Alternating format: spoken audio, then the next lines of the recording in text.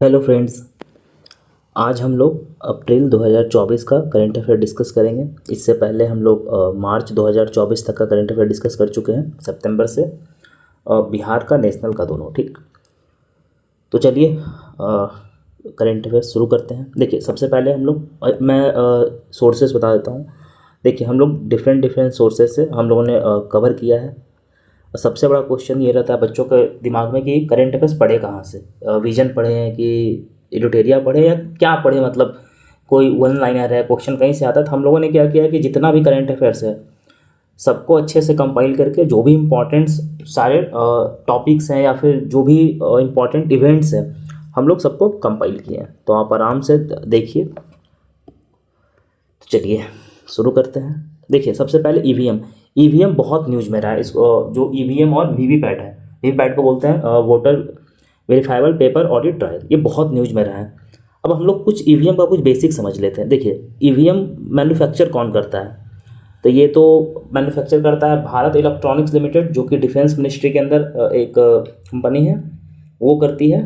और electronic corporation of India ये manufacture करके इलेक्शन कमीशन ऑफ इंडिया को सप्लाई करती है। ठीक, अब देखिए इसमें होता क्या है ईवीएम में, कि जब कोई भी वोटर है वो वोट डालता है, जो ईवीएम और वीवीपैट है उसमें वोट डालता है, तो उसमें एक स्लिप प्रिंट होता है। ऐसे एक स्लिप रहता है, वो प्रिंट होता है। आप लोगों ने वोट डाला होगा इस बार तो 18वीं लोकसभा में। तो उसमें क्या आता है, कैंडिडेट का सीरियल नंबर रहता है, कैंडिडेट का नाम रहता है और सिम्बॉल रहता है। ठीक, इससे ये पता चलता है कि आप जिसे वोट दिए हैं, आप मान लीजिए एक्स पार्टी को वोट दिए हैं, और एक्स पार्टी को वोट दिए हैं, वाई कैंडिडेट है उसका, और उसका सीरियल नंबर कुछ जेड है, तो ये एक्स वाई जेड इस पर लिखा रहेगा। ठीक, अब देखिए, अब जो उसमें हो ईवीएम में दो यूनिट होता है। ठीक, वैलेट और कंट्रोल यूनिट। लेकिन ये जो वीवीपैट है, इसमें जो हम लोग वेरीफाई करते हैं, तो ईवीएम और वीवीपैट, जो वीवीपैट है उसमें टोटल 3 यूनिट होता है। ठीक, ये ध्यान रखिएगा, 3 यूनिट होता है।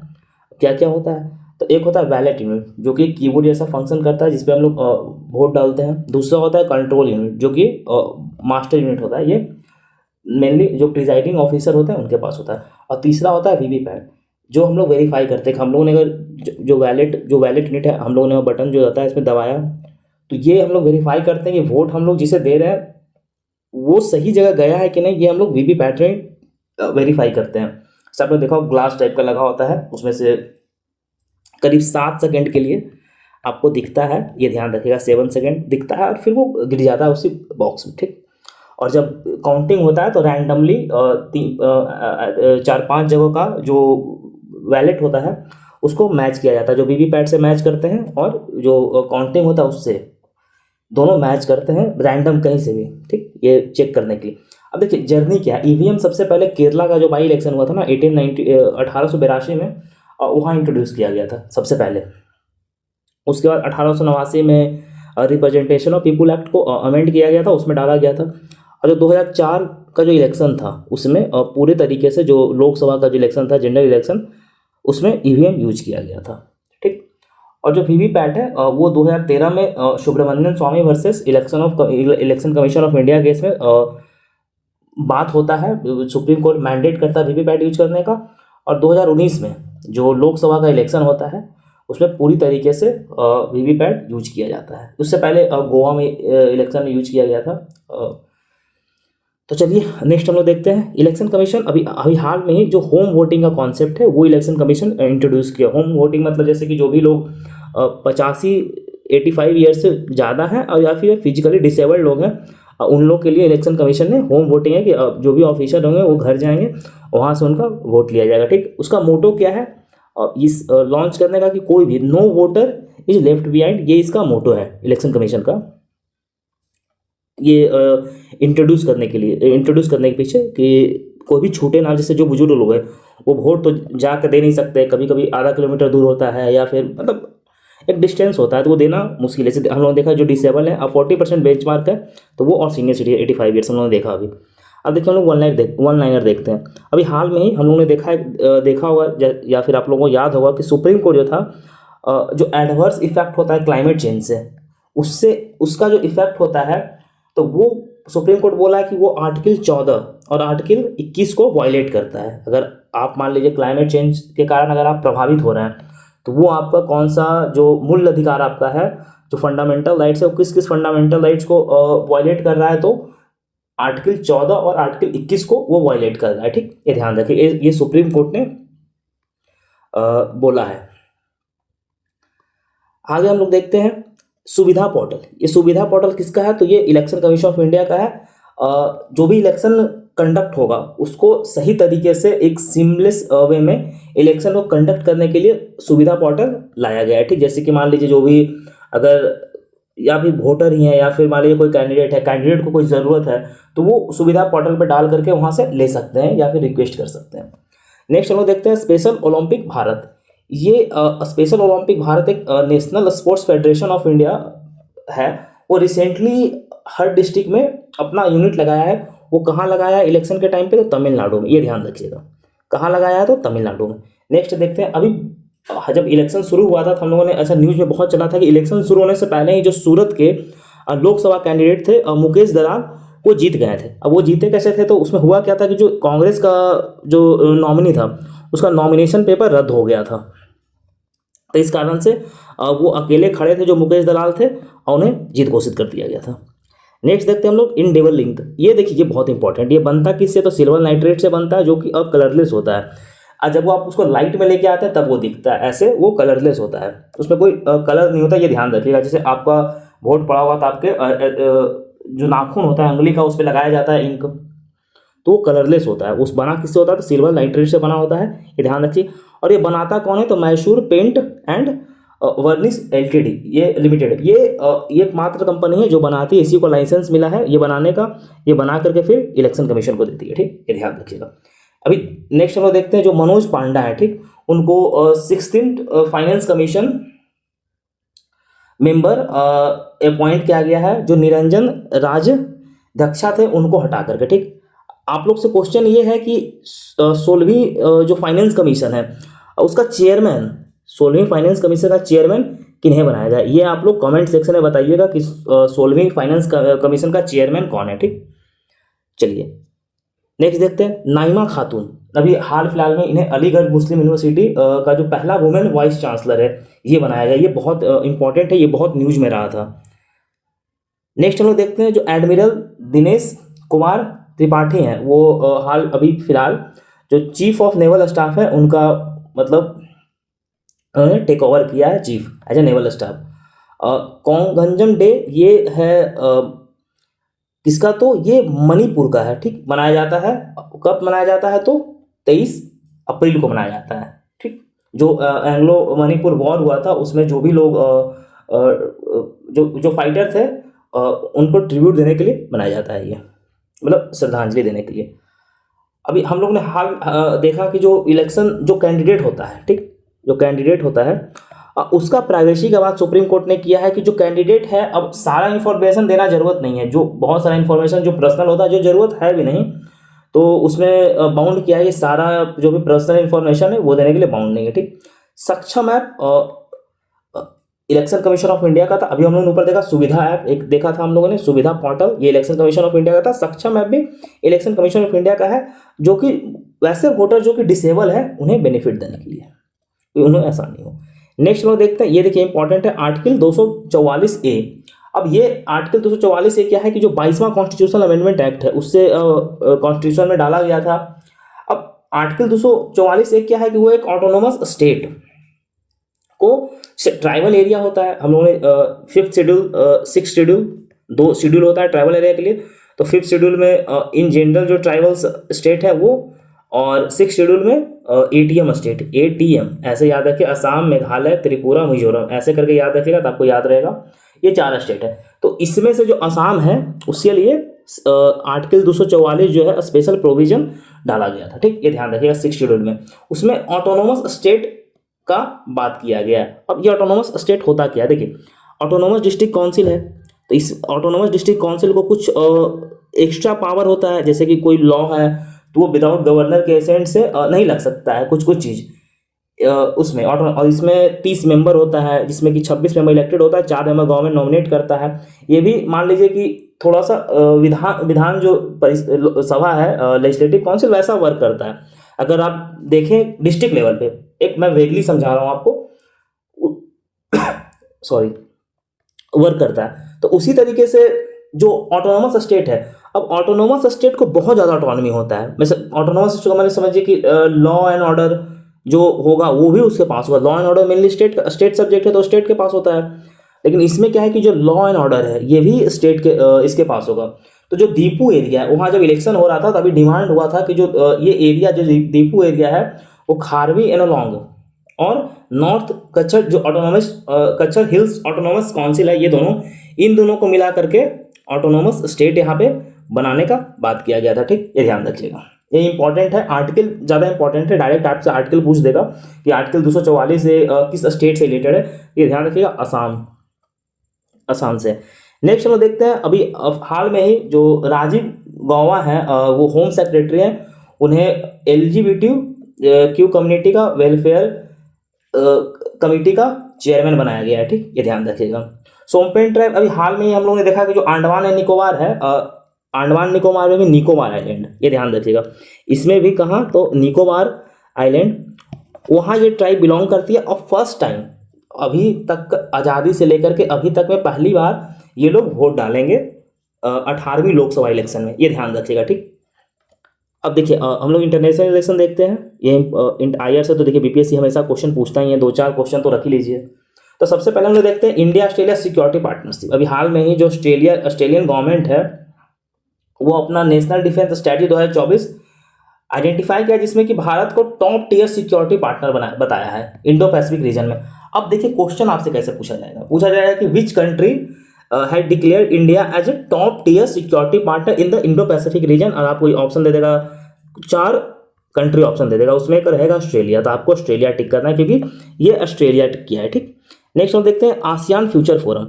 अब ये क्या है कि अभी हाल फिलहाल ही जो हमारे जयशंकर जी हैं एक्सटर्नल अफेयर मिनिस्टर, वो जो पहला आसियान फ्यूचर समिट हुआ था वहाँ पार्टिसिपेट किए थे, कहाँ तो वियतनाम हनोई में। ठीक, हनोई वियतनाम का कैपिटल है। चलिए हम लोग आगे देखते हैं, अभी हाल फिलहाल में जो जर्मनी है वो जो छोटा छोटा आर्म्स होता है वो भारत, पहले था कि छोटा छोटा आर्म्स जो था वो भारत को जर्मनी बेचता नहीं था, तो वो कर्व हटाया है। ठीक, ये कौन सा कंट्री हटाया है तो जर्मनी है। पूछा क्वेश्चन कि which country has lifted the curbs on the sale of small arms to India, option रहेगा जर्मनी, तो आपको जर्मनी मारना है। ठीक, अभी हाल में ही देखिए चावार पोर्ट तो ईरान में, सब हम लोग सबको पता है चावार पोर्ट बहुत दिन से हमेशा न्यूज़ में रहता है, तो सबको पता है चावार ग्वादर पाकिस्तान में है, उसके बगल में चावार है, ये मान लीजिए कि ग्वादर पोर्ट है जहाँ पे चाइना अपना बनाया है, और ये ईरान में, ये पाकिस्तान हो गया, ये ईरान है, तो ये जो पोर्ट है ये चावार पोर्ट है। तो वहाँ जो है शाहिदी बेहिस्तिती पोर्ट जो पोर्ट है, पोर्ट टर्मिनल है, वो छावार पोर्ट का भारत जो है 10 साल के लिए एग्रीमेंट किया है। ठीक, अब ये एग्रीमेंट किसके किसके बीच में साइन हुआ है तो जो इंडियन पोर्ट ग्लोबल लिमिटेड है and port and maritime organisation of Iran, इन दोनों के बीच में ये साइन हुआ है 10 साल के लिए, ये ध्यान रखिएगा। अभी हाल फिलहाल में जो यूनाइटेड स्टेट है भारत को प्रायोरिटी वॉच लिस्ट में डाल दिया है। IP जो है ना, इंटेलेक्चुअल प्रॉपर्टी राइट होता है, उसका इन्फोर्समेंट को लेकर के उसमें भारत पे ऐसा एलिगेशन लगाता है कि जो भारत है वो इंटेलेक्चुअल प्रॉपर्टी राइट का वायलेशन करता है, ये एलिगेशन लगाता है, ऐसा कोई सच मतलब सत्य है नहीं, US तो डाला है, ये ध्यान रखिएगा। अभी जो चाइना है, चाइना के साथ जो हमारा ट्रेड है वो टोटल 118.4 बिलियन का ट्रेड है। ठीक, जिसमें कि भारत इंपोर्ट करता है 101 बिलियन, मतलब हम लोग सबसे ज़्यादा चाइना से इंपोर्ट करते हैं, 101 बिलियन डॉलर हम लोग चाइना से इंपोर्ट करते हैं, इतना ज़्यादा इंपोर्ट करते हैं, मतलब बाइकआउट चाइना कुछ चलता वलता है नहीं, बस वो एक ढोंग है। हमारा चाइना सबसे बड़ा लार्जेस्ट, मतलब कितना बड़ा आयरनी है कि बॉर्डर पे इतना लड़ाई झगड़ा हो रहा है और हम लोग चाइना से इतना इतना इंपोर्ट करते हैं, मतलब इतना ज़्यादा, मतलब सबसे ज़्यादा ट्रेड डिफिसिट हम लोग चाइना से ही हैं।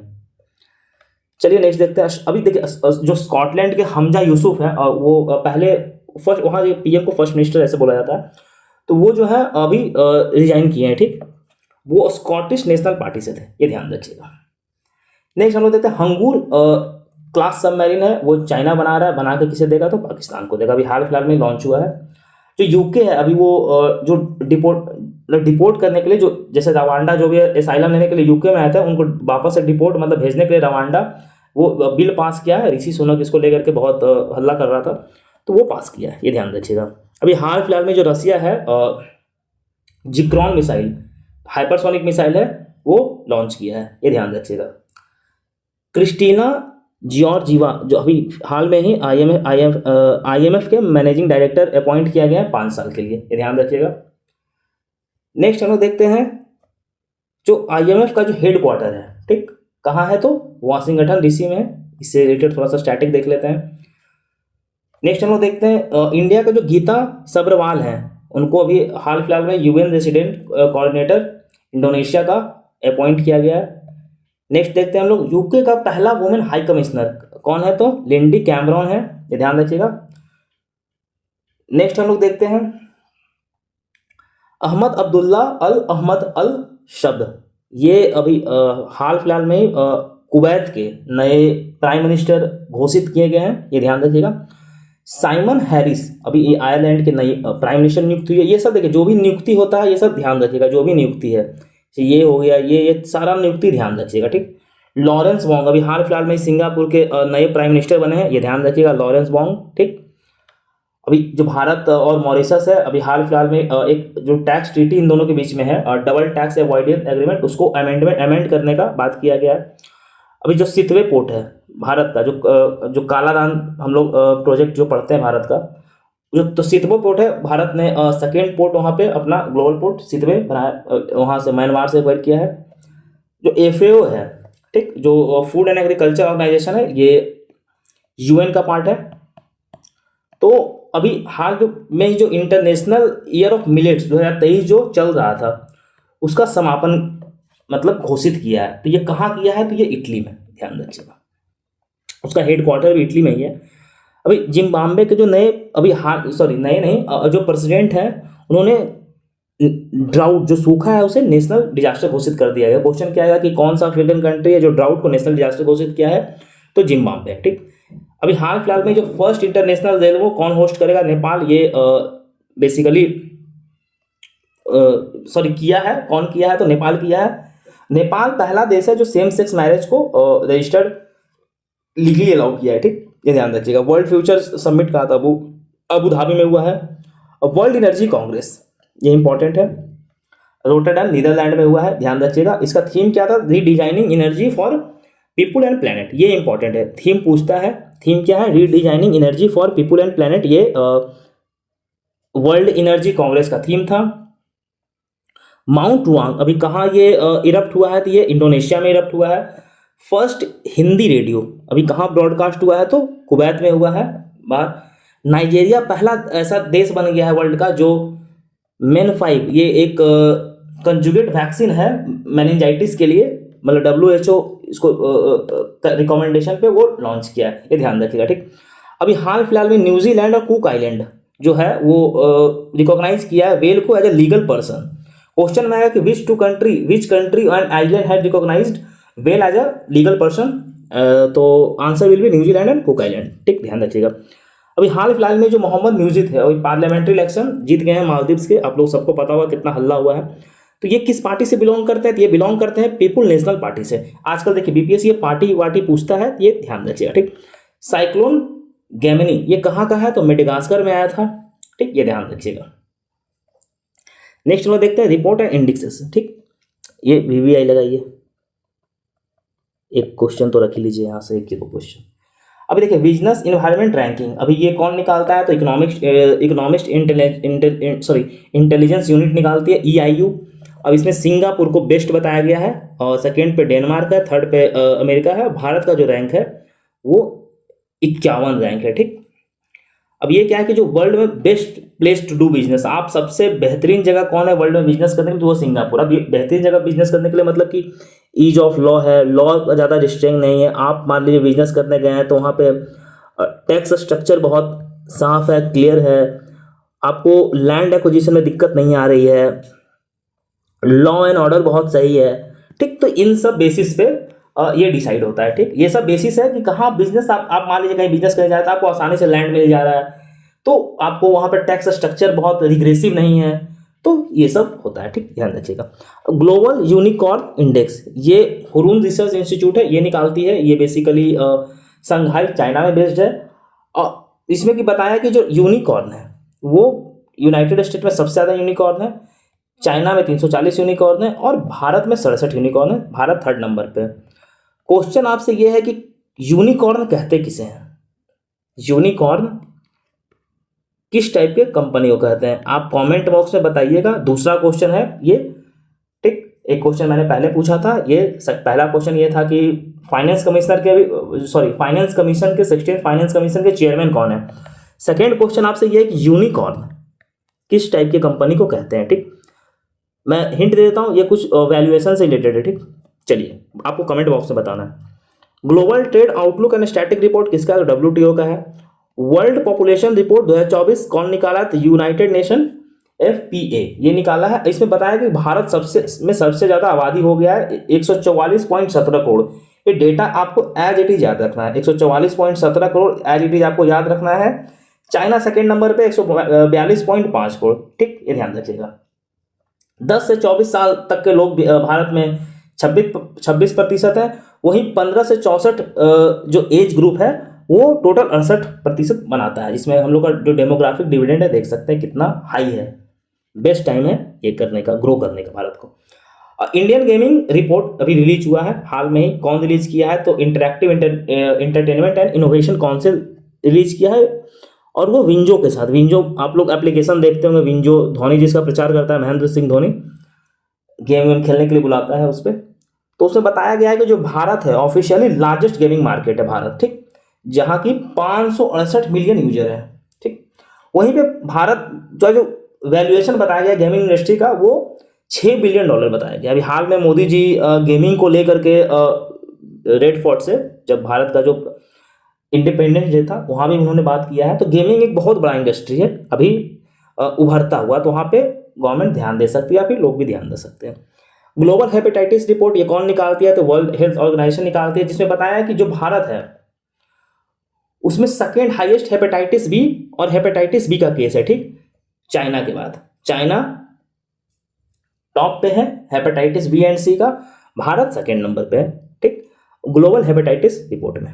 नेक्स्ट हम लोग देखते हैं वर्ल्ड यूनिवर्सिटी रैंकिंग में क्वाक्यूरिल, थोड़ा नाम बहुत अजीब है, क्वाक्यूरिली साइमोन्स ये रिलीज करती है। JNU भारत में, JNU जो है उसे बेस्ट हाईएस्ट रैंकिंग मिला है भारत में, और टॉप है तो कौन है? तो मैसेच्यूसेट्स इंस्टीट्यूट ऑफ टेक्नोलॉजी। ये कहाँ है? तो ये US में है, MIT। नेक्स्ट हम लोग देखते हैं जो एशियन डेवलपमेंट बैंक है, अभी हाल में ही वो अपना एशियन डेवलपमेंट आउटलुक रिपोर्ट निकालता है। उसमें भारत का GDP ग्रोथ है 2024 के लिए वो 7% बताया है, ठीक। वर्ल्ड का पहला साइबर क्राइम इंडेक्स ये कौन निकाला है? तो university of Oxford and UNSW Canberra, जिसमें कि जो रसिया है उसे टॉप रैंकिंग मिला और भारत को 10th रैंकिंग मिला है, ठीक। भारत का जो स्कोर है वो 7.05 है, ये ध्यान रखिएगा। नेक्स्ट हम लोग देखते हैं इकोनॉमिक्स। इसमें क्या? Inherent tax. देखिए इनहेरेंट टैक्स बहुत न्यूज में रहा था इलेक्शन के टाइम पे, मोदी जी बात कर रहे थे इनहेरेंट टैक्स को लेकर के, मतलब कांग्रेस बात कर रही थी, हर लोग बात कर रहे थे इनहेरेंट टैक्स। इनहेरेंट टैक्स है या वो समझते हैं। मान लीजिए कोई व्यक्ति है, ठीक, एक सेकंड सॉरी, हाँ, मान लीजिए कोई व्यक्ति है, ठीक, उसके पास X अमाउंट प्रॉपर्टी है, और मान लीजिए इस व्यक्ति का डेथ हो जाता है, तो ये प्रॉपर्टी जो भी इसका सक्सेसर होगा उसे ट्रांसफर होगा। तो ये प्रॉपर्टी डेथ होने के बाद, ध्यान रखिए, डेथ होने के बाद जब ट्रांसफर होगा, क्योंकि ये इसका सक्सेसर है, मान लीजिए जेड सक्सेसर है X का, तो जेड का प्रॉपर्टी X को जाएगा। तो जब प्रॉपर्टी X को जाएगा तो उस पर सर्टेन अमाउंट का टैक्स लगता है, ठीक, सर्टेन अमाउंट का टैक्स लगता है, उसी को बोलते हैं इनहेरेंट टैक्स, ठीक, ये ध्यान रखिएगा। Inherent tax is levied on the property and asset inherited upon individual death. देखिए इंडिविजुअल डेथ आप लोग समझ ही गए होंगे। अब ये देखिए स्टेट टैक्स से डिफरेंट है। स्टेट टैक्स का मतलब हो गया कि ये डेथ हुआ नहीं है, मान लीजिए X का डेथ नहीं हुआ है, वो पहले ही ट्रांसफर कर रहा है स्टेट, ठीक, अपना मान लीजिए संपत्ति है, आप किसी को ट्रांसफर कर रहे हैं, मान लीजिए X जेड को ट्रांसफर कर रहा है और ये जिंदा है, मरा नहीं है, ठीक। इनहेरेंट टैक्स में तो मरने के बाद जा रहा है कि वो मेरा इनहेरिटेड टैक्स है, मतलब मैं जेड जो है X का मान लीजिए कुछ भी रिलेटिव है या कुछ भी बेटा है तो वो इनहेरिट कर रहा है। लेकिन स्टेट में क्या है कि नहीं, जिंदा है तब ट्रांसफर कर रहा है तब वो लगता है, ठीक। जो भी डेवलप्ड कंट्री है जैसे जापान है वहाँ 55% इनहेरेंट टैक्स लगता है और साउथ कोरिया में 50%। अब देखिए ऑप्शन ऐसे आएगा कि इनहेरेंट टैक्स का आपको स्टेटमेंट टैक्स दे देगा, ठीक, और नेक्स्ट दे देगा कि वर्ल्ड में कोई ऐसा कंट्री नहीं है जहाँ पे टैक्स लगता है, तो नहीं, गलत है, जापान में लगता है, साउथ कोरिया में लगता है, ठीक, इस टाइप से। भारत में नहीं लगता, ये ध्यान रखिएगा। स्टेट टैक्स को, जो ये स्टेट टैक्स था, इसे 1983 में हटा दिया गया था, ये ध्यान रखिएगा। 1983 में स्टेट टैक्स को एबलिश कर दिया गया था। ये मतलब डेवलप्ड कंट्री में लगता है ये सब, जहाँ ज़्यादा डेवलप्ड कंट्री, भारत अभी डेवलपिंग कंट्री है, तो अभी हम लोग वेल्थ क्रिएट कर रहे हैं इसलिए। नेक्स्ट हम लोग देखते हैं renewable energy potential in India. अब जो भारत है वो third largest energy consuming country है वर्ल्ड का, ठीक, जिसमें कि भारत का जो रिन्यूएबल एनर्जी इंस्टॉल्ड कैपेसिटी कितना है, तो चौथे नंबर पे वर्ल्ड में। भारत में रिन्यूएबल एनर्जी का जो इंस्टॉल्ड कैपेसिटी है वो कितने नंबर पे है, तो फोर्थ नंबर पे है। वहीं भारत का जो विंड एनर्जी कैपेसिटी है वो भी चौथे नंबर पे है। विंड में भी भारत फोर्थ नंबर पे है, और सोलर में भारत 5वें नंबर पे है, ये ध्यान रखिएगा, ठीक। नेक्स्ट हम लोग देखते हैं वन है जो सावित्री जिंदल है, इन्हें वर्ल्ड का रिचेस्ट वुमेन लिस्ट में इंक्लूड किया गया। ये भारत की सबसे रिचेस्ट वुमेन है, ठीक, ये ध्यान रखिएगा। फोर्ब्स निकालता है वर्ल्ड रिचेस्ट वुमेन, उसमें सावित्री जिंदल को इंक्लूड किया गया, भारत की सबसे रिचेस्ट वुमेन है, ठीक। नेक्स्ट हम लोग देखते हैं जो मूडीज है, मूडी वो भारत का जो ग्रोथ रेट है उसे 6.1% बताया है कि 2024 में जो भारत ग्रो करेगा, भारत का जो जीडीपी ग्रो करेगा वो 6.1% से ग्रो करेगा, ये ध्यान रखिएगा, ठीक। और वहीं वर्ल्ड बैंक जो है वो बताया है कि भारत का जो इकोनॉमी है वो 7.5% से ग्रो करेगा। देखिए इस टाइप का डेटा बीपीएससी पूछता है, तो आपको ये याद रखना होगा। नेक्स्ट हम लोग देखते हैं अभी हाल में जो तमिलनाडु है वो largest exporter of electronic goods बना है भारत में, ध्यान रखिएगा। एचडीएफसी बैंक है वो पहला प्राइवेट बैंक है जो कि लक्षद्वीप में जो किरेवाती आइलैंड है लक्षद्वीप का, वहाँ कैपिटल भी किरेवाती है, वहाँ अपना ब्रांच खोला। ये पहला ऐसा प्राइवेट बैंक है, ये ध्यान रखिएगा, ठीक। गर्ल चाइल्ड एम्पावरमेंट मिशन, ये कौन लॉन्च किया है, तो एनटीपीसी लॉन्च किया, ध्यान रखिएगा। 26वां वर्ल्ड एनर्जी कांग्रेस कहाँ ऑर्गेनाइज हुआ था, तो रोटरडैम नीदरलैंड, हम लोगों ने ऊपर देख ही लिया। मल्होत्रा कमेटी किससे रिलेटेड है, तो मल्होत्रा कमेटी इंश्योरेंस सेक्टर से रिलेटेड है, ये ध्यान रखिएगा, ठीक। भारत जो है 7वें नंबर पे है एक्सपोर्ट सर्विसेज एक्सपोर्ट करने में, जैसे जो भी सर्विसेज है हम लोग उसे एक्सपोर्ट करने में कितने नंबर पे हैं, तो 7वें नंबर पे हैं सर्विस को एक्सपोर्ट करने में, ठीक, ये ध्यान रखिएगा। मंझिंगम पोर्ट कहाँ है, जो कहाँ है, तो ये केरला में है, ये ध्यान रखिएगा। और कौन डेवलप कर रहा है, तो ये अदानी ग्रुप डेवलप कर रहा है, ठीक। और ये जो पोर्ट है भारत का पहला ट्रांसशिपमेंट पोर्ट होगा, ये ध्यान रखिएगा, ये पहला ट्रांसशिपमेंट पोर्ट होगा। डेवलप कौन कर रहा है, तो अदानी ग्रुप कर रहा है, और कहाँ है, तो केरला में है, ठीक, ध्यान रखिएगा। भारत जो है डिजिटल सर्विस एक्सपोर्ट करने में चौथे नंबर पे है। अभी हम लोगों ने देखा एक्सपोर्ट सर्विस को एक्सपोर्ट करने में कितने, तो 7वें नंबर पे, लेकिन जब डिजिटल अगर आ गया कि डिजिटल सर्विस एक्सपोर्ट करने में भारत कितने नंबर पे है, तो चौथे नंबर पे। ये ऐसा कौन कहता है, तो WTO कह रहा है।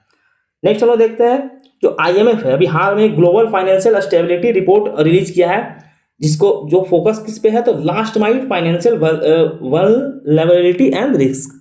अब क्वेश्चन क्या आएगा आपसे कि ग्लोबल फाइनेंशियल स्टेबिलिटी रिपोर्ट कौन निकालता है, ठीक, ये ध्यान रखिए। ग्लोबल फाइनेंशियल स्टेबिलिटी रिपोर्ट कौन निकालता है, तो ये IMF निकालता है, ये ध्यान रखिएगा।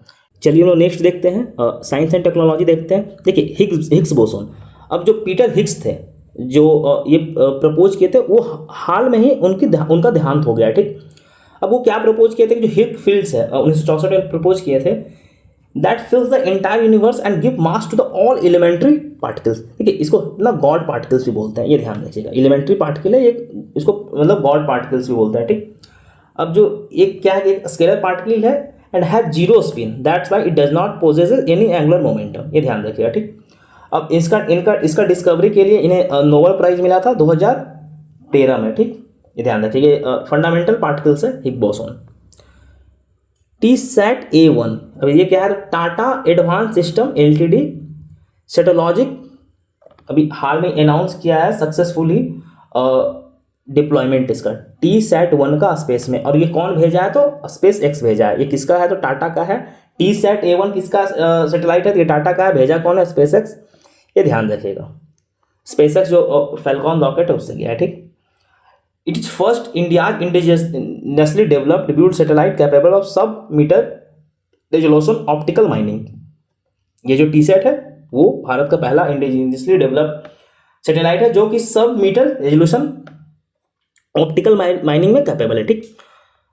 गोपीचंद अभी हाल में जो है वो भारत का पहला स्पेस टूरिस्ट बनेगा। ये 6 जो क्रू मेंबर है जो जेफ बेजोस है जो अमेजन के फाउंडर हैं, उनका कंपनी है ब्लू ऑरिजिन, न्यू शेफर्ड। वो जाएगा जब ऊपर टूरिज्म को लेकर, स्पेस टूरिज्म को लेकर के, तो उसमें एक गोपी चंद्र जो हैं वो भारत के एक मेंबर है, ठीक, भारत से एक वो भी रहेंगे, ये ध्यान रखिएगा। कलाम 250 ये स्काईरूट स्पेस है, वो सक्सेसफुली लॉन्च किया है विक्रम-1 स्पेस लॉन्च व्हीकल से कलाम 250, ये ध्यान रखिए। विक्रम-1 जो लॉन्च व्हीकल है वो क्या है, तो 3 स्टेज सॉलिड फ्यूल रॉकेट है। स्काई एरोस्पेस है, स्काईरूट एरोस्पेस है, ये एक प्राइवेट कंपनी है, ठीक, ध्यान रखिएगा। कोरोना वायरस नेटवर्क कोविनेट, WHO इसको लॉन्च किया है। अब ये क्या है, तो ये ग्लोबल लेबोरेटरी है, पूरे विश्व जो भी ग्लोबल लेबोरेटरी को कनेक्ट करेगा और expertise in human and animal corona virus surveillance के लिए, ठीक, ये ध्यान रखिएगा। देखिए ये एक कोलेरा वैक्सीन है, अभी हाल फिलहाल में जो WHO है वो उसे प्री क्वालिफाइड किया। इशुलेट ये क्या है, तो मैग्नेटिक रेजोनेंस इमेजिंग MRI जो हम लोग बोलते हैं मशीन है, पहला ह्यूमन ब्रेन को जो स्कैन करेगा MRI वो है, ठीक, मोस्ट पावरफुल है, ये ध्यान रखिएगा। अभी इसरो के जो चेयरमैन है वो बोले हैं कि चंद्रयान को 2028 तक, जो चंद्रयान C4 है, चंद्रयान 4, उसको 2028 तक भेजने का बात किया है। चाइना जो है सिंजू 18 मिशन लॉन्च किया है। अब पूछ रहा सिंजू 18 मिशन किसने लॉन्च किया, तो चाइना ने लॉन्च किया, ठीक, ये ध्यान रखिएगा। माइक्रोसॉफ्ट अभी हाल फिलहाल में जो AI मॉडल है V3 मिनी ये लॉन्च किया, कौन किया, तो माइक्रोसॉफ्ट। एक न्यूयॉर्क बेस्ड रिसर्च लेबोरेटरी है, मतलब कंपनी है, वो हाल में EVI जो फर्स्ट कन्वर्सेशनल AI है, ठीक, इमोशनल इंटेलिजेंस के साथ, मतलब AI है वो इमोशनल इंटेलिजेंस में, मतलब वो इमोशन को समझ सकता है और उसे डेवलप किया है, ठीक, ध्यान रखिएगा। अभी हाल में ही जो यूरोपियन साउदर्न ऑब्जर्वेटरी है, मतलब वो जो उसका गीगा मिशन, वो अभी ऐसा स्पॉट किया है, देखा है मिल्की वे में मोस्ट मैसिव ब्लैक होल, ठीक, जो कि 33 गुना बड़ा है सन से, ठीक, वो 2000 लाइट ईयर दूरी पे, लाइट ईयर जो है बेसिकली डिस्टेंस को मैप करते हैं स्पेस में, वो है, ठीक, ध्यान रखिएगा। जो के स्टार है ये एक आर्टिफिशियल सन है, किसका है, तो साउथ कोरिया का है, हम लोग जानते ही हैं, पहले भी कवर किए हैं के स्टार, फिर से देख ले रहे हैं। तो ये साउथ कोरिया का है, वो 100 मिलियन डिग्री टेम्परेचर जो है वो 48 सेकेंड तक सस्टेन किया है, ठीक, आर्टिफिशियल सन है, जो सन का टेम्परेचर जितना होता है ना उतना ये सस्टेन किया है। आर्टेमिस मिशन में 2 जापानी एस्ट्रोनॉट को भेजने का बात किया गया, जो कि पहले नॉन अमेरिकन होगा जो कि मून पे जाएगा। मून पे पहला अमेरिकन नील आर्मस्ट्रांग, सबको पता है, ठीक। और ये अभी तक अमेरिका के अलावा किसी ने मून पे ऐसा मैन को उतारा नहीं है, मतलब लोगों को भेजा नहीं है।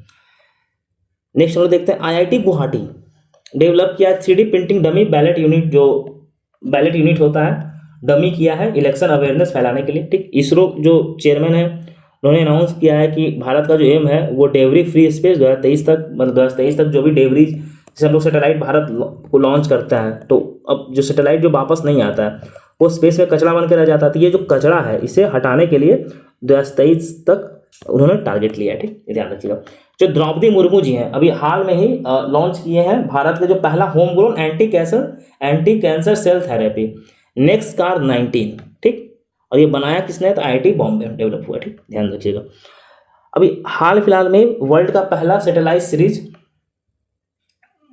तियांग-टोंग-1 जो कि smartphone calls without need of the ground based infrastructure, मतलब बिना ग्राउंड बेस्ड इंफ्रास्ट्रक्चर के स्मार्ट फोन कॉल्स पे बात करने के लिए डेवलप किया है। तो ये कौन है, तो चाइना है, ये सब काम चाइना ही करता है। नासा है, अभी हाल में ड्रैगन फ्लाई मिशन है, वो जो सैटर्न का जो मून है टाइटन, उसके लिए लॉन्च किया है, 2028 में लॉन्च करेगा, ठीक, ध्यान रखिएगा। पूछ रहे कि जो ड्रैगन मिशन है ये किसके लिए है, तो यह है सैटर्न का जो मून है टाइटन, उसके लिए है। कब लॉन्च होगा, तो 2028 में लॉन्च कौन करेगा, तो नासा करेगा, ठीक। अब हम लोग इन्वायरमेंट देखते हैं। देखिए आर्टिकल 14 और आर्टिकल 21 वाला हमने देख ही लिया ऊपर। अब मैं बस केस डिस्कस कर देता हूँ कि MK Ranjit Singh versus union of India case का नाम है, ठीक। ये ग्रेट जो इंडियन बस्टर्ड है उसके लिए आया था। अब ग्रेट इंडियन बस्टर्ड जो है वो अपेंडिक्स 1 में है, ठीक, ये ध्यान रखिएगा। IUCN स्टेटस क्या है, तो क्रिटिकली इंडेंजर है। और वाइल्ड लाइफ शेड्यूल, जो वाइल्ड लाइफ प्रोटेक्शन एक्ट है 1972 का, उसमें शेड्यूल 1 में है, ठीक, ये ध्यान रखिएगा। बाकी हम लोगों ने ऊपर डिस्कस कर ही लिया है, तो ऐसा ज़्यादा डिस्कस करने की जरूरत है नहीं। यहाँ पे जियो पार्क है, देखिए भारत में एक भी जियो पार्क नहीं है, ध्यान रखिएगा। यूनेस्को जो है अभी हाल में 18 जियो पार्क को इंक्लूड किया गया है, भारत में कोई भी जियो पार्क नहीं है, ये ज़्यादा इंपॉर्टेंट था। लैंड ऑफ एक्सटिंक्ट वैन कह लो, जो पोलैंड में है, उसे इंक्लूड किया गया है। कुछ इंपॉर्टेंट मैं बताता हूँ, इम्पैक्ट कैटर लेक कहाँ है, तो फिनलैंड में, उसे इंक्लूडेड है। और उबेर रबा ये कहाँ है, ब्राज़ील में है, इसको लैंड ऑफ जायंट्स बोलते हैं, ठीक। अब देखिए क्वेश्चन कैसे बन सकता है, लैंड्स ऑफ जायंट कहाँ है, तो ब्राज़ील में है। इम्पैक्ट कैटर लेक कहाँ है, तो फिनलैंड में। लैंड ऑफ एक्सटिंक्ट वैन किसे बोलता है, तो पोलैंड को बोलते हैं, ठीक, ये ध्यान रखिएगा। ग्लोबल क्लाइमेट रिपोर्ट 2023 कौन निकालता है, WMO निकालता है, जो कि 2023 को सबसे गर्म साल बताया है। वासुकी इंडिकस हम लोग को न्यूज में हम लोगों ने देखा होगा कहीं ना कहीं कि एक बहुत बड़ा सांप, मतलब 36 से 49 फीट लंबा सांप, जो कि मतलब 47 मिलियन ईयर पहले रहा है, वो मिला है, ठीक, ये ध्यान रखिएगा। जो मिडिल इयोसीन पीरियड है उस टाइम पे। ग्रीन क्रेडिट प्रोग्राम क्या है, ये जो ministry of environment and forest and climate change है, वो एक गाइडलाइन निकाली है, जो कि ग्रीन क्रेडिट प्रोग्राम को कैलकुलेट करने का। मान लीजिए कि आप कुछ पेड़ उगाते हैं, ठीक, मान लीजिए इस एरिया में पेड़ उगा रहे हैं, तो आप पेड़ उगा रहे हैं तो आपको कुछ क्रेडिट मिलेगा। मान लीजिए आप जब पेड़ उगा रहे हैं तो आप इसको बेच रहे हैं, ठीक, मान लीजिए बेचिएगा तो सर्टेन अमाउंट कुछ क्रेडिट मिलेगा। क्रेडिट मतलब वैल्यू, इसका कुछ वैल्यूएशन होगा, तो वही ग्रीन क्रेडिट प्रोग्राम है, ठीक। उसका वैल्यूएशन के लिए बोला गया कि जो मिनिमम 1100 ट्री पर हेक्टेयर होगा तभी वो क्वालिफाई करेगा। मध्य प्रदेश जो है वो ग्रीन क्रेडिट प्रोग्राम को लीड कर रहा है, मतलब सबसे ज़्यादा ग्रीन क्रेडिट प्रोग्राम इंप्लीमेंट करने वाला मध्य प्रदेश ही। ये इनिशिएटिव कब लॉन्च हुआ था, तो COP20 जो कि दुबई UAE में हुआ था, वहाँ हुआ था। ये बेसिकली लाइफ मूवमेंट जो है, लाइफ मूवमेंट का मतलब अपना लाइफ स्टाइल चेंज करने का मोदी जी बात करते हैं। जैसे कि आप कंज्यूमर ज़्यादा मत बनिए, कंज्यूमर ज़्यादा मत बनने का मतलब बहुत ज़्यादा आप कंज्यूमरिस्टिक अप्रोच नहीं रखिए। मतलब मान लीजिए आपको खाने का X अमाउंट है, आप खा रहे हैं Y अमाउंट, ये सब नहीं करना है। मतलब सस्टेनेबल वे से लाइफ स्टाइल करना है, वेस्टेज कम करना है, वेस्ट कम करना है, ठीक। वो एक लाइफ मतलब माइंडफुल एंड डेलिबरेट यूटिलाइजेशन, ये आपको मेंस में भी काम आएगा। नेक्स्ट हम लोग देखते हैं, अभी हाल में स्वैली वेव कलाकड़ी जो है केरला में, वहाँ देखा गया था। इंटरनेशनल एनर्जी एजेंसी है वो clean energy transition programme launch, annual report launch किया है, ध्यान देखिएगा। जो इंडिया है वो कार्बन फाइबर बनाने का बात किया, वो किससे बनता है, तो ग्रेफाइट फाइबर, ठीक, ध्यान रखिए। ये क्या होता है कि बहुत स्ट्रांग होता है, बहुत लाइट वेट होता है, बहुत लाइट वेट और बहुत पतला, मतलब एक ऐसे जितना बाल होता है ना उतना थिनर होता है, लेकिन बहुत स्ट्रांग होता है, ये ध्यान रखिएगा, ठीक। इंटरैक्ट ये क्या है, तो जो आर्टिक है, ठीक, वहाँ पे एक रिसर्च स्टेशन है, ठीक, ध्यान रखिएगा। अभी हाल फिलहाल में जो अफ्रीकन कॉन्टिनेंट है वहाँ पर रिफ्ट वैली हम लोग जानते ही हैं, ठीक, रिफ्ट वैली है। तो अपर ट्रायंगल जो लोकेटेड है वहाँ, मतलब 5 से 10 मिलियन ईयर पहले, तो देखा गया है कि वो थोड़ा सा ऐसे रिफ्ट जो है ना वो बढ़ रहा है, ठीक। ये कहाँ कहाँ है, तो इथोपिया, इरिट्रिया और डिजिबूती में, ठीक, ये ध्यान रखिएगा। और ये टेक्टोनिक प्लेट कौन कौन सा, तो नूबियन, सोमालियन और अरबियन प्लेट के पास है। जैसे देखिए ये अफ्रीका है, ठीक, एक सेकेंड मैं मैप यहाँ बना देता हूँ, एक सेकेंड। ये अफ्रीका है, ठीक, ये अफ्रीका है। तो ये जो, तो यहाँ पे ऐसे, तो ये जो एरिया है, ठीक, ये एरिया यहाँ पे ऐसे एक रिफ्ट वैली है, तो वही यहाँ पे, तो उसी का बात कर रहा है। चीतल है एक बेसिकली स्पेसीज है, वो इंडिया का ये मेन लैंड है, ठीक, और ये यहाँ पे अंडमान निकोबार है। तो यहाँ से ये यहाँ चला गया, यहाँ जाकर के यहाँ का जो स्पेसीज है उसको डिस्ट्रॉय कर रहा है। तो बेसिकली टेक्निकली जो चीता है वो तो इन्वेजिव स्पेसीज नहीं होगी, क्योंकि अंडमान निकोबार इंडिया का पार्ट है, लेकिन ये लैंड से वाटर से इतना दूरी पे, मतलब डिस्टिंक्ट कल्चर है वहाँ पे, वहाँ का जो स्पेसीज का जो अपना एक रिचनेस है उसे डिस्ट्रॉय कर रहा है। तो चिंतन याद रखिएगा किस कॉन्टेक्स्ट में, तो अंडमान एंड निकोबार कॉन्टेक्स्ट में। अभी हाल फिलहाल में जो बैंगलोर है जीरो शैडो डे ऑब्जर्व किया है, जहाँ पे मतलब शैडो बनता नहीं है वर्टिकली, ऐसे जो सूर्य होता है ना वो 12 जो नून होता है दोपहर में, सूर्य एकदम ऊपर होता है, तो वहीं ऑब्जर्व किया गया कि परफेक्टली वर्टिकल, मतलब एक भी शैडो नहीं बना है। ये कहाँ हुआ था, तो बैंगलोर में, ठीक, ये ध्यान रखिएगा। एराल सी ये क्या है, तो लार्जेस्ट एक समय ऐसा था कि जो लार्जेस्ट सॉल्ट वाटर लेक था ये सेंट्रल एशिया में था। ये कहाँ है तो कजाकिस्तान और उज्बेकिस्तान के पास लोकेटेड है। माउंट इटना ये कहाँ है तो ये इटली में है, ठीक। ये एक एक्टिव वोल्केनो है, इतना ध्यान रखिएगा, यही इंपॉर्टेंट है। अभी बटरफ्लाई का सिसिडा एक नया स्पेसीज मिला है बटरफ्लाई का, कहाँ मिला है तो मेघालय मिला है, ठीक। ये हम लोगों ने देख ही लिया। Global status report for building construction, ये यूएनईपी और ग्लोबल अलायंस फॉर बिल्डिंग साथ में ये निकालती है। इसमें कहा गया है कि जो कंस्ट्रक्शन सेक्टर है वो 21% ग्रीन हाउस गैस इमिशन करता है, ठीक। यूनाइटेड नेशन डेवलपमेंट प्रोग्राम अभी हाल फिलहाल में जो 2025 में उन्होंने प्रॉमिस किया है डेवलपिंग वर्ल्ड के लिए सपोर्ट देने के लिए, ठीक, ध्यान रखिएगा। 1MYAC 1 million youth action challenge, ठीक, ये किसका है तो United nation climate change learning partnership promote करेगा, ठीक। नेक्स्ट हम लोग देखते हैं तमिलनाडु एंड केरला में नीलगिरी थार सेंसस किया गया है। कहाँ किया गया है तो तमिलनाडु केरला में, ये इंपॉर्टेंट है, ऐसा क्वेश्चन बीपीएससी पहले पूछा है। लक्ष्मण तीरथ रिवर अभी हाल फिलहाल में ये जो कावेरी का ट्रिब्यूटरी है वो सूख रहा है, ये कहाँ है तो कर्नाटका में है, ध्यान रखिएगा। नेक्स्ट हम लोग देखते हैं उत्तर प्रदेश का पहला स्काईवॉक ब्रिज कहाँ बना है तो चित्रकूट में बना है, ध्यान रखिएगा। वोरली कोलीवाड़ा मुंबई में 210 आर्टिफिशियल रीफ को इंस्टॉल किया गया, ये सेकेंड आर्टिफिशियल डेवलपमेंट है कंट्री का पौंडीचेरी के बाद, ये ध्यान रखिएगा, ठीक। कच्छा दीपुलिक ये आइलैंड सॉरी ये इंदिरा गांधी जी 1974 में, ध्यान रखिएगा 1974 में, ये ईयर याद रखिएगा, श्रीलंका को दे दी थी, ये ईयर इंपॉर्टेंट है, बीपीएससी ऑलरेडी पूछ चुका है क्वेश्चन, फिर से ये ईयर पूछे जाने का बहुत ज़्यादा संभावना है, बहुत ज़्यादा इंपॉर्टेंट है, ठीक।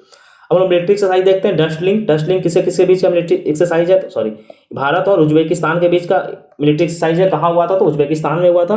सागर कवच कहाँ हुआ था तो लक्षद्वीप आइलैंड है वहाँ हुआ था, ये Indian navy, coast guard, marine police सबके बीच में हुआ था, सब लोग मिलकर ये एक्सरसाइज किए थे। एक्सरसाइज पूर्वी लहर, ठीक, ये पूर्वी लहर जो ईस्टर्न नेवल कमांड है उन लोगों ने किया था। नेक्स्ट हम लोग देखते हैं गगन शक्ति कहाँ हुआ था तो जो राजस्थान में जो पोखरन जगह है जैसलमेर में वहाँ हुआ था, ये किसने किया था तो इंडियन एयरफोर्स ने किया था, ठीक। Next generation ballistic missiles Agni prime has been successfully tested from APJ Abdul Kalam island, ठीक। अभी जो एपीजे अब्दुल कलाम आइलैंड उड़ीसा में है वहाँ पे जो अग्नि प्राइम बैलिस्टिक मिसाइल है उसको सक्सेसफुली टेस्ट किया गया, ठीक, ध्यान रखिएगा। Indigenously developed cruise missile successfully test किया गया डीआरडीओ के द्वारा, कहाँ तो उड़ीसा कोस्ट में, ठीक, ध्यान रखिएगा। Space submersible platform for acoustic characterisation and evaluation, ये एक टेस्टिंग हब है, कौन सेटअप किया तो डीआरडीओ किया है, कहाँ तो केरला में, ये ध्यान रखिएगा, ठीक। भारत अभी पहला ब्रह्मोस मिसाइल जो डिलीवरी करेगा कहाँ करेगा तो फिलीपींस को करेगा। सीडोम ये बहुत ही न्यूज में रहा है, रिलेटेड किससे तो इजराइल से, जो बॉम्ब इजराइल पे मारता है तो ये हवा में ही इन लोगों को रोक देता है, डोम टाइप का रहता, मतलब डोम टाइप का नहीं, मतलब वो एक डोम टाइप का बनाता है, ठीक, ध्यान रखिएगा। ये सी डोम जो है वो आयरन डोम जैसा ही है, ठीक, जो सी डोम है ना वो नेवल वर्जन है आयरन डोम का, ठीक, ये ध्यान रखिएगा। अभी हाल फिलहाल में जो tri service common defence station है वो मुंबई में सेटअप करने का बात किया गया, ये इंपॉर्टेंट है, ध्यान रखिएगा। और man portable tank guided missile ये डीआरडीओ और इंडियन आर्मी ने डेवलप किया है, ठीक, ये वेपन सिस्टम, ये एक्चुअली उन्होंने आई थिंक मार्च या फरवरी वाले में हम लोग डिटेल में डिस्कस किया। अब हम लोग अवार्ड्स एंड पर्सनैलिटी न्यूज़ देख लेते हैं। जो गेल है, ठीक, उसे 15 CIDC विश्वकर्मा अवार्ड मिला है, ध्यान रखिएगा। बरौनी गुवाहाटी नेशनल पाइपलाइन है जो उसका डेवलपमेंट के लिए मिला है, ठीक, ये ध्यान रखिएगा। अमिताभ बच्चन को लता मंगेशकर तीसरा लता मंगेशकर अवार्ड दिया गया है। सबसे पहले लता मंगेशकर अवार्ड किन्हें दिया गया था तो मोदी जी को दिया गया था, और दूसरा किन्हें दिया गया था तो आशा भोसले को दिया गया था। आनंद टेक्नोलॉजी फाउंडर हैं जो CEO हैं उन्हें आर्यभट्ट अवार्ड मिला है, ठीक, ध्यान रखिएगा। आनंद टेक्नोलॉजी के जो फाउंडर हैं पावुलरई सुब्बाराव उन्हें आर्यभट्ट अवार्ड मिला है, ध्यान रखिएगा। ममता जी सागर को वर्ल्ड लिटरेरी प्राइज मिला है, ये ध्यान रखिएगा, ये कन्नड़ पोएट है। रतन टाटा को KISS Kalinga institute of social science humanitarian award दिया गया रतन टाटा को, ध्यान रखिएगा। इसरो जो चंद्रयान 3 मिशन भेजा था उसके लिए इन्हें John L Jack Swigert Junior award मिला है। ठीक, ये यूएस का स्पेस अवार्ड है, यूएसए का स्पेस अवार्ड है, वो दिया गया। ठीक, ये ध्यान रखिएगा। लोकेश मुनि है अभी जो फाउंडर है Ahimsa Vishwa Bharati and world peace centre का, उन्हें US president gold volunteer award से सम्मानित किया गया कैपिटल हिल में, वाशिंगटन में। नेक्स्ट हम लोग देखते हैं जो Indian today first female AI anchor Sana, ये ध्यान रखिए सना जो है वो इंडियन एआई का फर्स्ट एआई एंकर है, उसे ग्लोबल मीडिया अवार्ड दिया गया है। ठीक, इंटरनेशनल एसोसिएशन के द्वारा।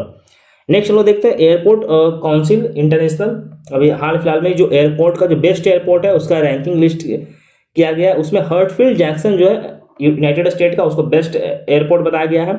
दुबई सेकेंड पे है और डैलस जो है वो थर्ड पे है। ठीक, इंदिरा गांधी एयरपोर्ट जो न्यू दिल्ली में है वो 10वें नंबर पे है भारत में, मतलब भारत की तरफ से देखा जाए तो इंदिरा गांधी टॉप की है, लेकिन वो ओवरऑल 10वें नंबर पे।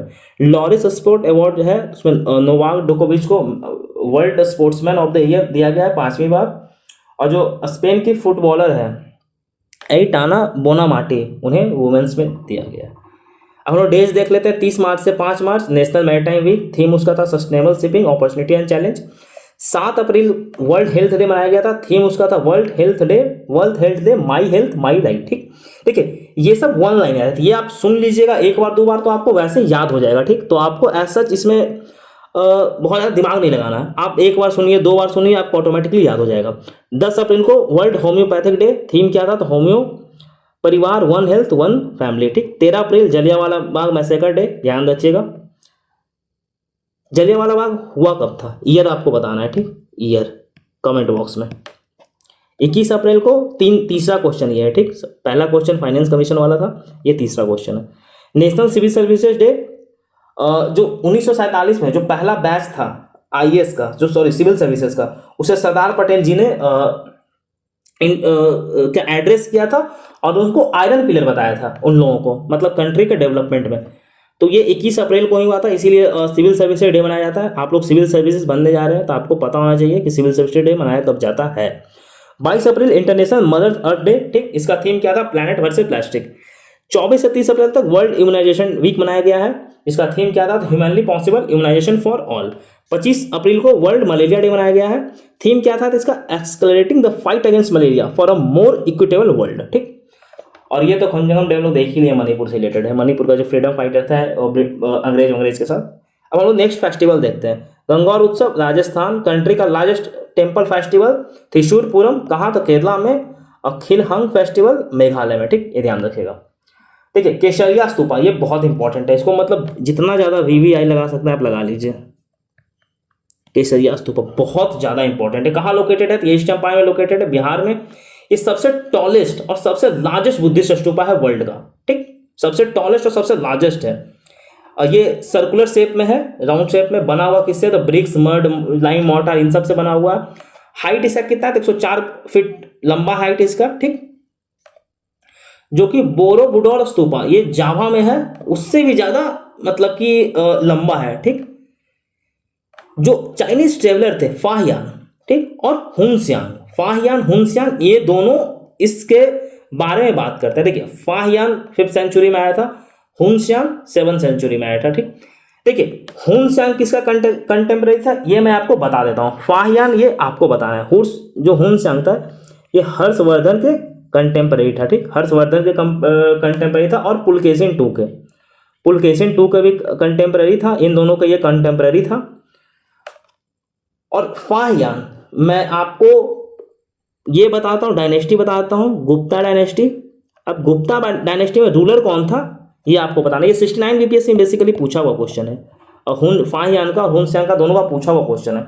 तो ये आपको बताना है कि गुप्ता डायनेस्टी के किस रूलर के टाइम पे फाहियान इंडिया आया था, मतलब किससे कंटेम्परेरी था। ठीक, देखिए ये जो केसरिया स्तूपा बना कब है, तो ये 3rd सेंचुरी बीसी बना है, ये अशोक के द्वारा बनाया गया था। ठीक, ये ध्यान रखिएगा। हेलो मिसलिनियस अब देख लेते हैं। 3 न्यू आर्कोलॉजिकल साइट इन तेलंगाना। देखिए 3 आर्कोलॉजिकल साइट तेलंगाना में मिला है। ओरोगुतुआ ये एक आयरन मेगालिथिक साइट है। ठीक, और 2 जो है वो रॉक साइट मिला है तेलंगाना में। अभी हाल फिलहाल में आर्कोलॉजिकल सर्वे है वो जब एक्सकवेशन किया है, तो जो हरप्पा का मतलब 5200 जो ओल्डेस्ट सेटलमेंट है हड़प्पा का, वो मिला है। कहाँ मिला है? तो कच्छ गुजरात में मिला है। ये ध्यान रखिएगा। मोदी जी जो है अभी हाल फिलहाल में भगवान महावीर निर्वाण महोत्सव इनॉग्रेट किए हैं महावीर जयंती के उत्सव उपलक्ष्य में। ये कब था? तो मतलब इनका 2550वां डेट ऑफ बर्थ था। तिरंगा बर्फी, वाराणसी को जीआई टैग मिला है। वाराणसी का तिरंगा बर्फी है, जीआई टैग मिला है, ध्यान रखिएगा। भारत का पहला green hydrogen pilot project Sutlej जल विद्युत निगम लिमिटेड जो है वो चलाएगा। कहाँ? तो हिमाचल प्रदेश में। ये इंपॉर्टेंट है, ध्यान रखिएगा। An international humanitarian conference was organised in Paris to raise fund for the people of Sudan. अब जो सूडान के लोग, देखिए सूडान में क्या ना कि वहाँ पे बहुत ज़्यादा क्राइसिस चल रहा है, मतलब मिलिट्री रूल आ गया है, इन सब का क्राइसिस चल रहा है। तो उसका ह्यूमैनिटेरियन जो एड है, मतलब मानवता, जब आप मानव है तो मानव आप हैं तो आपको तो कुछ तो मानवता दिखाना पड़ेगा। तो उसके लिए एक कॉन्फ्रेंस किया गया था पेरिस में, फ्रांस में, उसके लिए ऐड के लिए। ठीक। ग्लोबल मॉनिटरिंग रिपोर्ट 2024 ये यूनेस्को निकालता है। रोहित शर्मा T20 में 500 छक्के मारने वाले पहले बैट्समैन बन गए हैं। इसके साथ ही साथ ये IPL में 250 मैच खेलने वाले दूसरे बैट्समैन है। पहला बैट्समैन कौन है? तो थाला। ये ध्यान रखिएगा। थाला बेसिकली महेंद्र सिंह धोनी को कहा जाता है।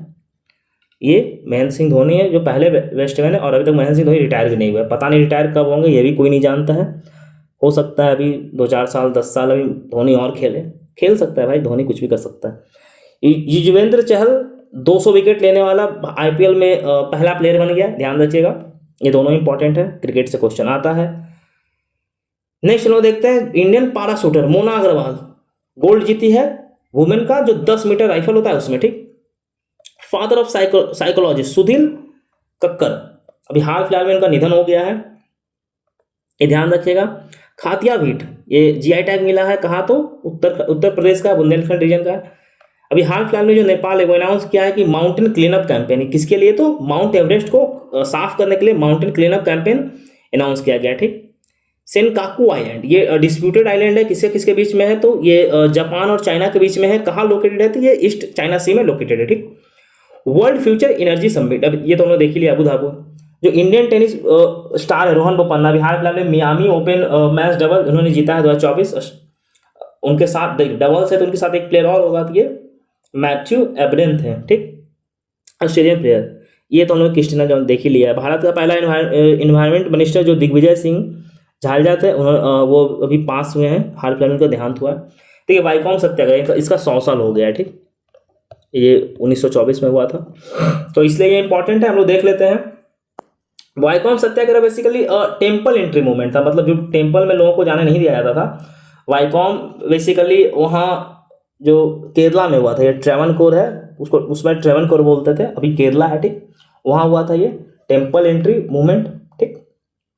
इसमें एसोसिएटेड लोग कौन कौन थे? टीके माधवन, केपी केशवा और के केलप्पन को गांधी ऑफ केरला भी कहा जाता है। ठीक। मतलब केरला के गांधी ने कहा जाता है। ये बेसिकली जो लोअर कास्ट, मतलब सो कॉल्ड लोअर कास्ट, ऐसा लोअर कास्ट तो कुछ होता नहीं है, लेकिन सो कॉल्ड लोअर कास्ट जो है तो सब बराबर ही, कोई लोअर कोई और छोटा बड़ा कोई कुछ नहीं है, सब मानव है। MANA भी सब मानव है, कोई बड़ा कोई छोटा कुछ नहीं। ठीक। तो उन्हें जो वाईकॉम महादेव टेम्पल में उनमें एंट्री नहीं दिया जाता, तो उसका एंट्री को लेकर के मूवमेंट हुआ था। ठीक। ये ऑफिशियली 1925 में विड्रॉ कर लिया गया था, गांधी जी जब इंसिस्ट किए थे तो। ठीक है। करेंट अफेयर्स हम लोग खत्म हो गया। अब हम लोग मैप पे देख लेते हैं important. Kalesar wild life sanctuary कहाँ है? तो ये हरियाणा में है। ये सुप्रीम कोर्ट अभी न्यूज में रहा था इसको लेकर के। केसरिया स्तूप हमने देख ही लिया, tallest and largest stupa east Champaran में है। गुजरात का हमने देखा ही, हड़प्पन सेटलमेंट वहाँ पे हुआ है। विशाखापट्टनम जो कोस्ट है वहाँ पे जेलीफिश मिला है, ये ध्यान रखिएगा। पथिमलई केव कहाँ है? तो तमिलनाडु में। मधुमिलई कहाँ है? तो तमिलनाडु में, ध्यान रखिएगा। ग्रेटर निकोबार अभी हमने देखा सोमपेन ट्राइब, वो वोट वाला बात है, उसको दिया जाएगा। ठीक। बाकी और सब कुछ तो खत्म हो गया है। सीसीदा बटरफ्लाई हम लोग देख लिया है मेघालय में। ठीक है। तो हो गया, ऑलमोस्ट कवर हो गया करंट अफेयर्स आपका इस मंथ का। देखिए अप्रैल का कवर हो गया है। आने वाला 10 से 15 दिनों में आपका सितंबर तक का करंट अफेयर्स कवर हो जाएगा, नेशनल वाला। नेशनल वाला कवर हो जाएगा। ठीक, ध्यान रखिए, आने वाले 10 से 15 दिन में आपका करंट अफेयर पूरा हम लोग कवर कर देंगे। अप्रैल तक का हो गया है, 3-4 महीने का और बचा है। आपको इसका पीडीएफ टेलीग्राम पे मिल जाएगा, आप टेलीग्राम से जुड़िए। हम लोग वहाँ पे डिफरेंट इनिशिएटिव चला रहे हैं, जैसे कि एनसीईआरटी इनिशिएटिव, मतलब एनसीईआरटी का जो भी समरी है वो दिया जा रहा है। पीवाईक्यू, डेली पीवाईक्यू हम लोग का डिस्कशन कर रहे हैं। जो क्वेश्चन पेपर जैसे 69 बीपीएससी या फिर 68 बीपीएससी, हम लोग वीकली सेशन करते हैं और डिस्कशन करते हैं।